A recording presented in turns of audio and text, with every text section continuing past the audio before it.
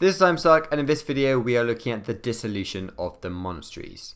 So once Henry VIII was made the head of the church, there were questions over what he would do with the accompanying church institutions. And one of the church institutions were the 825 monasteries, convents, or other religious houses in both England and Wales. And these had risen to prominence in the medieval ages, where they had been treated with respect whilst playing a major part in local life.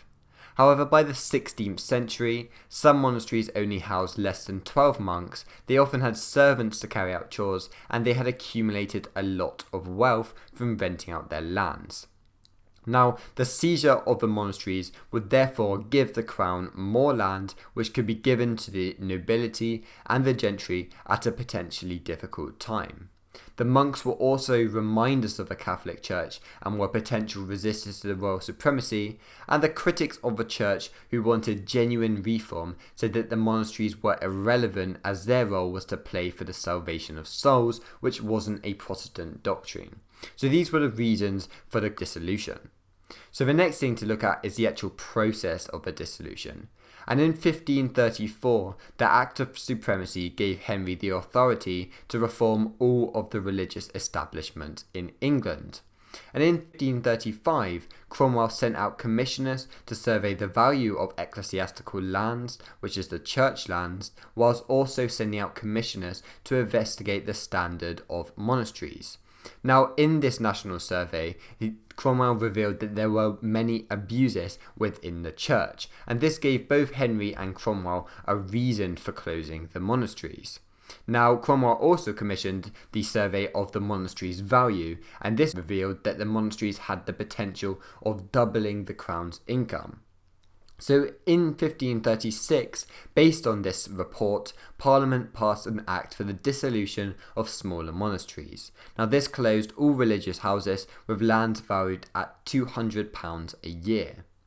Now closures continued throughout 1537 to 1538, with exception to monasteries which bribed officials to overlook them, so this was a very corrupt process. Now in 1539, finally the Parliament passed the Act for Dissolution of the larger monasteries. Now this extended the closures to all religious houses except for chantries, which were private chapels where prayers were said for the dead. Now in 1540, the Court of Augmentations was established, and headed by Richard Rich, it handled property and income from the dissolved monasteries. So the main beneficiaries from the dissolution were the king and the nobility. Now the dissolution brought the king great wealth, which meant that he was able to finance an ambitious foreign policy, and in the years 1533 to 47, Henry sold off the monastic lands to finance campaigns in Scotland and France. Now Protestants also benefited from the dissolution as it lessened the chance of a Catholic revival. Now the main losers, however, were the inhabitants of the monasteries, as although they received some compensation, they still lost both their work and their accommodation. The monasteries also offered locals many facilities and services, such as things like education and a great supply of books. Now many of these were taken by private collectors or they were burnt. Now this linked to the fear that the north would become impoverished while the monastic lands fell into the hands of the southerners, and this was one of the causes of the pilgrimages of grace which took place at the end of 1536, and we'll look at this in our next video. Thank you for watching and see you soon. Bye.